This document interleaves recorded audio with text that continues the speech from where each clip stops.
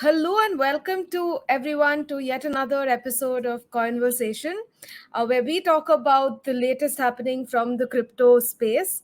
And today we have quite an interesting topic that we're going to be discussing about.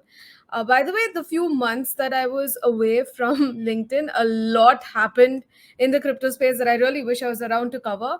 But the minute I decided to come back, boom went another cryptocurrency, and this time a stable coin. So I think there's a lot of ground that we should be covering, because there is this general perception that blockchain equates to crypto, and now with a stable coin crashing, it calls to question, what is the utility of blockchain? Does blockchain really have a use case beyond that of crypto?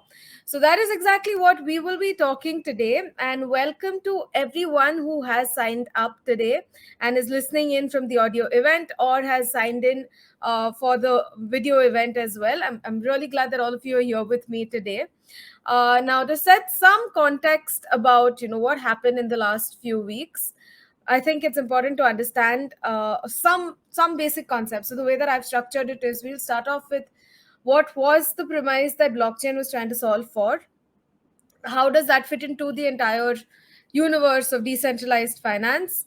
We'll talk a little bit about stable coins, specifically why Terra Luna crashed, even though I've covered that in detail in my newsletter today. So we'll briefly touch upon that. And then we'll move on to some of the use cases that are beyond that of just cryptocurrencies. So we will talk about different kinds of use cases and how they tie into the entire innovation that's happening in various different spaces as well. So that will be the main focus of today's session. But yes, anytime you have any questions, anytime you have anything you want to add to the conversation, feel free to just kind of raise your hand, come up on stage. This LinkedIn audio works slightly different from traditional other audio platforms, as in I cannot pull you guys up. So every time you want to add to the conversation, you just have to raise your hand, which is there right at the bottom for you guys, and I'll pull you up. Make sure that your mics are working, even though LinkedIn has done like a great job of improving the audio settings on their live events. That I don't think should be a challenge anymore. But yes, still. But one thing that I would urge all of you to do when you do come up is to make sure that you are introducing yourself. And yes, can go ahead with the value that you have to add. So all right, with that said, let's get right into what I wanted to discuss for today. So the first things first, what is blockchain and what is it that the problems blockchain is solving for? So blockchain, the way I see it, at least the way blockchain has evolved, is that you needed immense amount of computational powers to solve very complex problems, which meant that you would have to, if you were a person who's trying to solve for some very complex sort of a problem, you would have to buy that much of computational power. But in the world that we are in today, almost everyone has some sort of a computational device with them, which they're not using 100% of the time. So there is idle computational power that is lying there.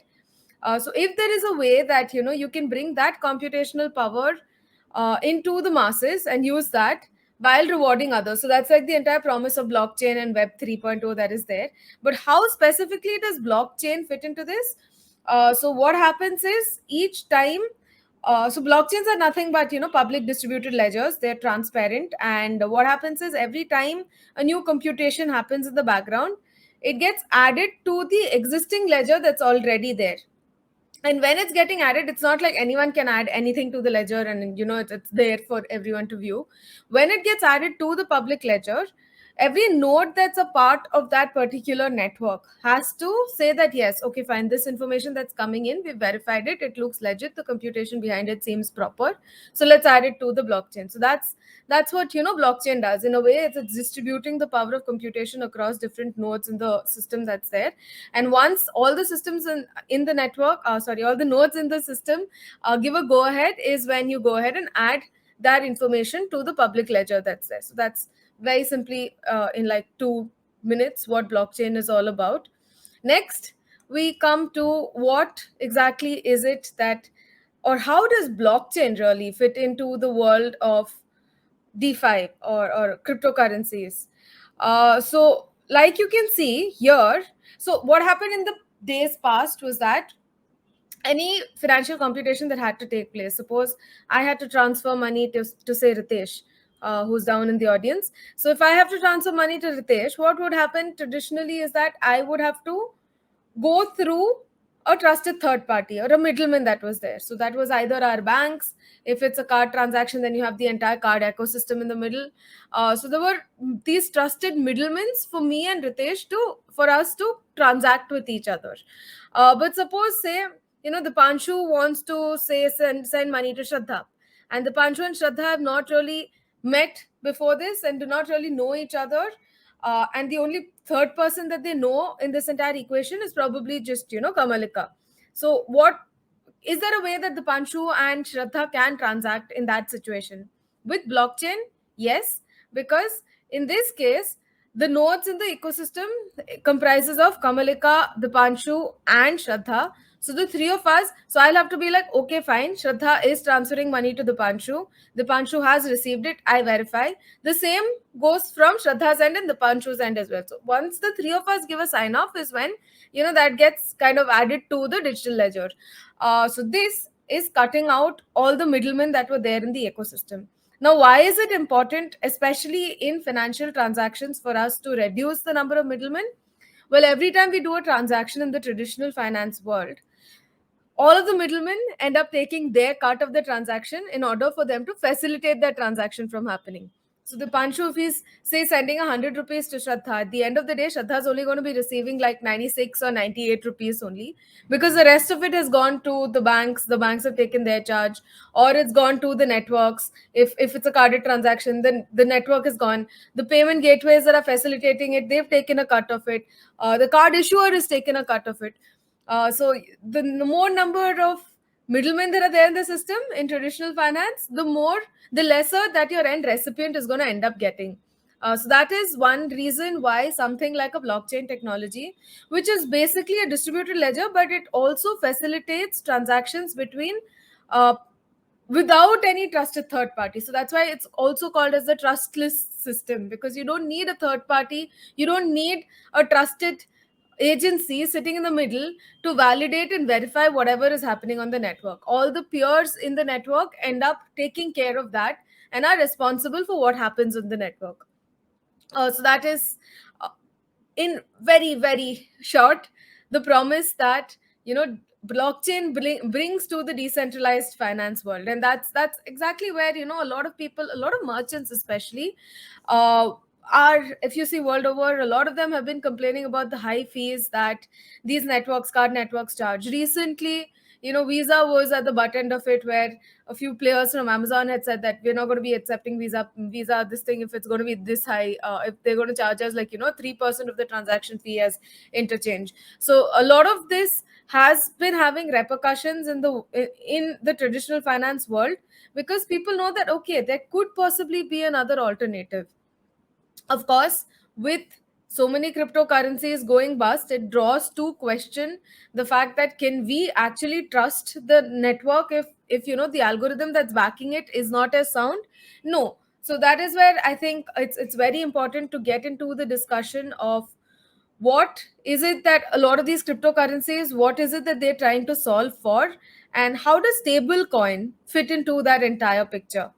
So first and foremost, cryptocurrencies are again supposed to be a peer-to-peer trustless system for us to instantaneously transfer money to one another while giving as little as possible to middlemen. Now over here, the amount that you give for each transaction to happen, it's quite negligible, but it's only to keep the sustenance of the network up and running. It's to make sure that the network and the nodes and the algorithm behind it is robust, is hack proof and stuff like that. So that it's a very small portion as compared to the 2-3% the traditional networks tend to ask us for. But traditionally, cryptocurrencies, because of their volatility, has not been viewed as a very good medium of exchange. And I remember Abhishek and I had like this huge, discussion in the comment section. So I do want to call that out because he made a very, very good point over there. Because while cryptocurrencies could be seen as a future store of value, Because if you see the graph of most cryptocurrencies, not the ones that have gone bust, not the ones that have gone bust, but most other cryptocurrencies, if you see the graph has been steadily growing up. There have been, of course, troughs in between, but it has recovered most in most of the cases. And that's what happens with most new innovative technologies, right? You have like a period where it goes through that entire hype cycle. It rises like crazy, and then suddenly, because everyone sees so much of potential in this new technology, everyone tries getting in, but not everyone has a good use case for it. So after a point it kind of drops, but because the infrastructure for this new technology has already been set in, and after that bust happens, that infrastructure becomes available to the good players at a very, very cheap cost. So they're able to bring down the transaction cost, they're able to bring down a lot of the other inherent costs that are there in the system and build like a more robust system. This has happened, I think, right from the railroad bubbles to the bust that we saw in 2000. So I believe that this is what's happening in the blockchain world as well, which is why I had to come up with this session today. But just taking a pause because I've been rambling on for quite a while, just to see if any of you have any questions, or if you have been following along, do give a thumbs up. Or if you would want to ask something, then do raise your hand and come up on screen. All right. I see that Nishu has been following along, and I've been making sense to him at least. So thank you for that, Nishu. Thanks, Ritesh, for that as well. All right. So let's move on with what is it that stable coins are trying to solve for. All right, so because we've seen the volatility that was associated with a lot of the mainstream cryptocurrencies, some developers came up with the idea of why not having a currency but pegging it to something else, not having like a currency on an ecosystem that's running all by itself, like what Bitcoin is. It's a financial ecosystem that's self monitored, it's run by itself, and there's no third party involved in it. It's not, it has nothing to do with the world outside it whatsoever. So instead of that, why not reach like a middle ground where you do have a decentralized financial instrument, but its value is pegged, instead of people in the ecosystem deciding what the value should be in the real world, let's peg it to something that already exists in the real world. So that was what stable coins were. So that kind of takes care of the volatility to an extent. And so there are three kinds of pegs that a typical sort of a stable coin has. The first one is it's directly pegged to any sovereign currency. So most of the popular stable coins that you see, which is USDC and USDT, are pegged to 1:1 to the dollar, the US dollar. And these are they USDC and USDT have dollar reserves, equivalent amount of dollar reserves, which backs up the every coin that they issue on their platform as well. While for USDC, it is a near 1-to-1 sort of a mapping. For USDT, I will have to recheck it, but I think it is a 50% mapping. It is not 100% pegged over there. So you don't have 100% of the coins which are collateralized by equivalent amounts of dollar reserves. So that is one call out that I wanted to make. So that is like the first type of stable coins that we have, which is the dollar or the fiat currency pegged stable coins. Now the next ones are something that's pegged to some other asset class. Now this can either be precious metal like gold, or because we're talking about crypto nerds, it could be pegged to another cryptocurrency. So there are a lot of Bitcoin pegged stable currencies as well. I don't see why they would want to peg something to an already volatile, but never mind. That's a different discussion altogether. Now, the third type, which is what has caused so much of a ruckus with the Terra Luna crash, happened to be algorithmically backed stablecoins, which essentially means that there is an algorithm which kind of manipulates the demand supply in the network to balance out the price of the stable coins to 1:1 to the currency that they're pegged to. Now, how do they do this? They use another set of associated sister cryptocurrencies where they burn more cash, where they burn more of these stable coins. If there is, the value of it, if it goes up, then they burn more. I said it the other way around. Sorry. If the value of the crypto, if the value of the stable coin, if it goes up more than the dollar, then what they do is they try to increase the supply of it So they create more coins, and how they do that is by burning this sister currency that they had, and then replacing it with these equivalent amounts of stable coins that you're getting in the network. And the reverse is opposite for when the price goes below $1. So they create more stable currencies. Sorry, they burn stable currencies, creating an artificial demand supply over there, and they create more of the sister currency. So this sort of an artificial play of the demand supply is what the algorithm does at the back end. And essentially, the value of these stable coins will stay stable only as long as you see value in the sister cryptocurrency. So that sister cryptocurrency that you have should have some end utility. Now that is probably, so now in the Terra Luna case, what happened was Terra was the stable coin and Luna was the cryptocurrency, which was, the one that was used to manipulate, or let's not say manipulate, but which was used to float the price of Terra to a $1 price. The sole purpose of Luna to exist was to keep the price of Terra up. It did not have like an inherent sort of a utility outside of that. If they had, tried probably, having like a play to win sort of an environment where every time you play a game, you win back that many Luna cash. At least then people would have some utility, and then you could reimburse those Luna cash to kind of upgrade to the next level or buy goodies for the game and stuff like that. At least then Luna would have had some sort of a use case over there. But in here, it was purely just to keep the price of Terra stable, or the price of Terra pegged to that $1 mark over there, which kind of calls to question the real use case behind this entire blockchain cryptocurrency, right?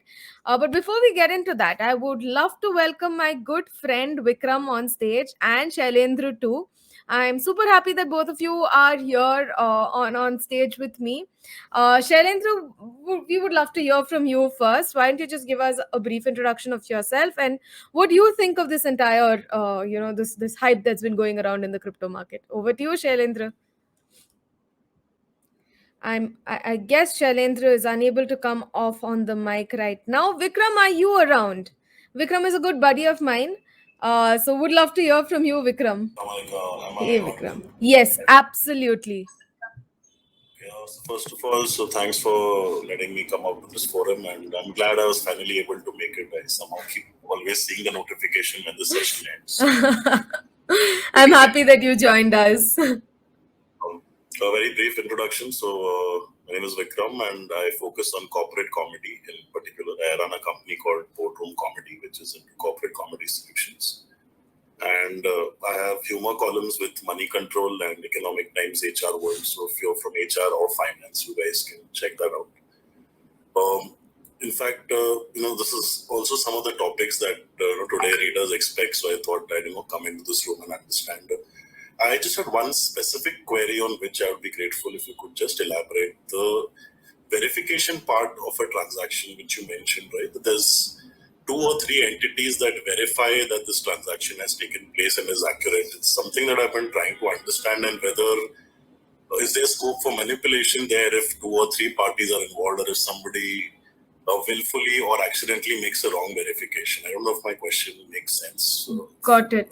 Got it. So these verifications are basically like a math formula, Vikram. So either 2 plus 2 is equal to 4, or it's not. I mean, so that's the way that it works. So it's a very there isn't much of scope in a blockchain that's soundly made. There isn't scope for you to get that math equation right.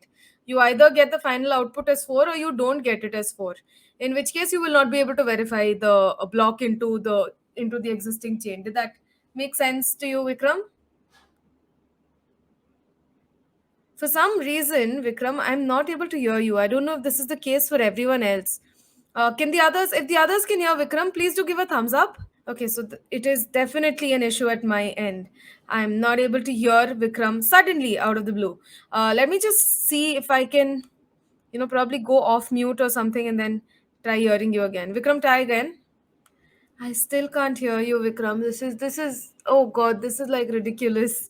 I've tried muting myself, unmuting myself, but I still can't hear you. Vikram, I will circle back to you because I'm not able to hear you. Though I think the others are. I can see Sonia and all giving a thumbs up over there. This was terribly embarrassing. And no, I'm not trying to ignore you. I know that that's the comment that you would have come up with behind my back. So no, Vikram, but we will catch up on this one on one definitely. All right. Moving on to the next thing. So now that we've covered the Terra Luna crash, and we've kind of understood in a very short way what exactly led to the crash of Terra Luna. Uh, this has a lot of people on Twitter, by the way, saying that most of these blockchain projects are simply get rich quick crypto schemes. And actually history is precedence of a lot of these sort of get rich quick crypto schemes that came up. They rode on the wave, they rode on the hype cycle, and the founders of these cryptos cashed out as millionaires, leaving people like you and me who invested in their vision, in their dream, as complete paupers, which is probably one of the reasons why so many governments around the world are so skeptical of cryptocurrencies, right?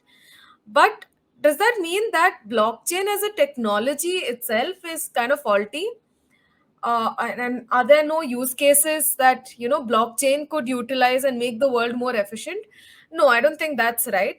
In fact, this is like I was mentioning right at the beginning, right? This is synonymous to almost every innovation that came in before this. We had the telegram innovation that happened before this in the West. We had the railroad bubble in the US. There was the dot-com bust. All of these, what had happened is, so let's just take the Telegram bubble for just for a minute, because kind of explains in detail as to what can possibly happen in the blockchain world as well. So with the Telegram bubble, people started seeing, oh my God, people are moving away from other means of communicating onto Telegram. So there's going to be like a huge potential of everyone sending telegrams to everyone else. So a bunch of companies got into the Telegram space over there, and they started. What happened after that? They all started laying these wires across the entire United States to help, with transferring telegrams from one place to another. Unfortunately, whichever consultant made those DCF models or those projections for them, they failed to account for the fact that there isn't going to be so much that you'd want to communicate in a given period of time. And so most of those telegram companies end up going bust. Now what had happened is, I forget, but I think it was AT&T, but don't quote me on that, I could be wrong. So now there are a lot of these companies went bust, they went bankrupt, they did not have a business model whatsoever. uh, a few very large a few very large telecommunication companies started lapping up the assets for like a stone's throw. Literally, it was just for a pittance that they started lapping it up. And now that they could reduce the cost of their infrastructure down to like, just the bare minimum, they could make telegrams a lot more affordable for the general public. And then they started, using telegrams. The general public started lapping up onto the telegram network over there. Now the same thing is kind of happening in the crypto space as well. There are right now, if you see, there are significant, like, so many people are coming up with their own cryptocurrencies, their own tokens and stuff like that on blockchains, that god knows do what. But the infrastructure for all of this is what? It's computational power, basically. You need to be able to compute all of these fancy algorithms, and verify these very complicated sort of transactions that are happening, or math equations that are happening in the background. But once these, and there are millions of people mining these various cryptocurrencies that are there. Now once these cryptocurrencies go bust, and I do believe a lot of them will go bust, but don't quote me on that again, these infrastructure is going to be available for a stone's throw, right? So the companies that come up with the next phase of innovation for them are the ones that will end up making life for us normal human beings, for us regular people, also super easy. But before that, we need to be able to understand some of the use cases that blockchain could solve for. Now, one of the first things that, when I was researching for this, one of the first things that I saw was blockchain for the metaverse. Now, I know a lot of us, when we think of metaverse, we think of what Facebook has launched, but really anything that is in a virtual reality sort of a framework, an alternate universe of sorts, can benefit from using blockchain. Now, how can they benefit? Now, we've all heard of, JP Morgan buying land in the metaverse. There are a lot of traditional companies like Zara's and Coca-Cola that have been buying land in Sandbox and stuff like that. But really, it's any digital asset that is there in the that exists in the metaverse can be indefinitely replicated. So how do I verify that JP Morgan has truly bought this land or this plot really belongs to Zara? That is where I think blockchain or a ledger like system like blockchain can come into play. And right now, the biggest problem that most of us have is that all of these social media platforms are controlled, are monitored, and maintained by a single entity. But if it was on the blockchain, the control would be with us, people who are using that blockchain, that metaverse, right? So, that I think is like a huge potential for blockchain in the metaverse. Not only are you verifying that this particular digital asset is the true, authentic, original one and it belongs to XYZ, but you're also giving control back to the users. So that I think is one great advantage of blockchain for the metaverse. Another advantage that I see is again in a related sort of a frame is blockchain in gaming.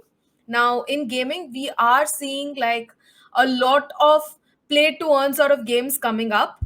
And if this could be coded into the blockchain, then it's gonna make so we I do know of a few companies in the Philippines, Vietnam, and a lot of other Southeast Asian companies that are sponsoring candidates to go and play games, to go and get those infrastructure in place for them to be better at gaming. They have the raw talent, but they don't have the instruments to become better at those games.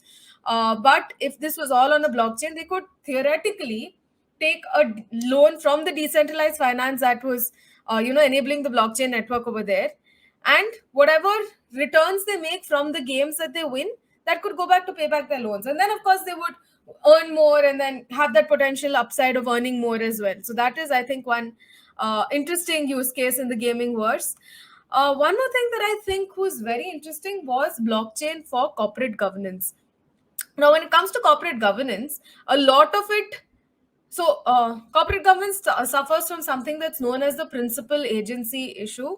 We see so many times where the CEOs or the executives have been paid out a fat bonus check, but the shareholders have been left wanting. Like they wanted growth, none of which was available or none of which was visible.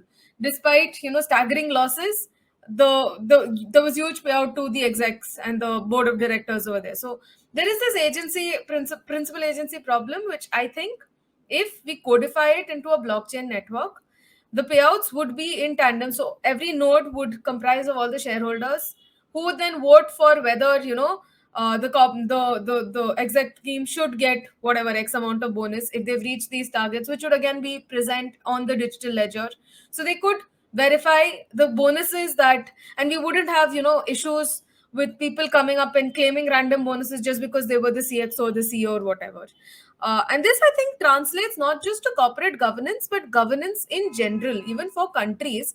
Imagine if we could actually have a ledger where we're able to see the work that our elected governments are doing. They're being accountable, they've been transparent with whatever changes that they've implemented over there. And on that basis, we decide if the MLAs and the member of parliaments should be paid out the next year's hike and stuff like that. Wouldn't that be like super cool?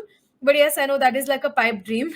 But anyways, the last thing which I think is super critical to what we are doing here today as well is blockchain for building communities. Now I know a lot of people, when they hear this, the first thing that they think of is NFTs, but no, that is not the use case that I wanted to discuss. Inherently, when we think of communities have like a sort of hierarchy. If you are, say, following an influencer on Instagram, you belong to her or his community. If you are a follower of someone on Twitter, you belong to her or his community. It's got a clear hierarchy, and this person, she's going to have like her own set of people that she would want to interact with a lot more. So they're like the first tier of her first tier in the hierarchy, and then there are people who follow these people as well. So it's kind of hierarchical over there. and you never really know and nowadays, of course, a lot of influencers are putting out the fact that they, whatever post that they're putting is sponsored or not, but that wasn't true before, right? So how do you know that this person is authentically saying this? How do you trust or place trust in that community? I think these two things, a hierarchy less and a trustful ecosystem, is what blockchain can help us build. So these were some of the use cases that I had, and that is about all that I had to share for today. I just quickly wanted to circle back to see if Shailendra and Vikram, if I'm able to hear you guys, then please do go ahead. Yes, Shailendra, please do go ahead. So I've turned on captioning, which is why I can read what you're saying. So please go ahead, Shailendra. So Shailendra is talking about investing in cryptocurrencies and earning money. But it's true, you can do a lot more with cryptocurrencies with just the basics of blockchain technology. Of course. So Shailendra is brought to fore one very important point of cryptocurrencies, which is data. A lot of data gets captured in these blockchain networks, and it's priceless. That data, we all know how important data is, and having access to that, and it's not just that, a single entity owns our data and stuff like that, but if we have access to our own data, we are much more empowered, right? So I think that is one very interesting point that Shailendra has brought up over there. And Shailendra is also talking about how data sharing relates to the last point I brought up, which was, about communities and blockchain and communities. And there is a lot of data that traditional marketers try to tap into. And that's what makes communities that much more worthwhile, right? You have like rich data sets over there to play around with. That's a very interesting point that Shailendra has brought. I love the point that Shailendra is making on, developmental projects. I think I'd covered this when I'd written my previous article on blockchain for real estate as well. So especially for PPP projects, which is public-private partnership projects, you can have, a chain of command. You can have, you can see basically what are the changes that have happened. What was supposed to be the payout at stage one, has stage one completed or not? I think that data is quite critical, and I love the point that Shailendra is bringing up here. So, NFTs, you're right. It is kind of a new world there, Shailendra. And NFTs also are probably going through a hype cycle, because if you remember Jack Dorsey's NFT, that sold for less than 1/100th of the original price. So NFTs, again, that's it depends on the use case of it at the end of the day, right? If there is a legit use case, what will I do seeing the first tweet? Like, what will I do owning the first tweet ever that was made on a platform? But if I can, on the other hand, get access to the thoughts of Jack Dorsey, why would I not pay for that NFT? So that's a very interesting point about, and I will touch base with you, Shailendra, for the entire Lakshmi coin. This thing, I really love the idea of that. So yeah, thank you so much for that. Just want to circle back to Vikram. Vikram, I would love to hear your closing thoughts. I can read you, I can't hear you, but yes, go ahead, Vikram. So Vikram's point is about how traditional finance has like an OTP for us to capture and then verify. But how does that happen on blockchain? Very interesting question. And now he's coming back to the whole NFT. What if his boardroom logo becomes an NFT and is registered somewhere? Uh, Honestly, Vikram, I have not thought about this. It's a very interesting point that you have made out there. But definitely, let's connect one on one, because even I'm not very sure. I'll have to do my research over there as well. And I'm sure you'll have ideas too on, what can be the long term, because you understand the importance of community building more than me, I think. So I'm sure let's bounce ideas off over there. And I'm sure we'll have like and maybe we could do like a, combined live next time and discuss what we were able to unearth over there, Vikram. But that's a very good point. I've not been able to. Sorry, Shailendra, go ahead. All right. So, with that, I think that brings us to the close of today's discussion. And thank you so much for kind of, staying around, giving me all that love and encouragement as always. And I will let all of you know after I discuss this offline with Vikram what the solution was. And we may have just another session for you guys rounded up over there. Thank you once again. Have a great rest of the evening, rest of the day, wherever you are tuning in from. And see you next time. Bye bye.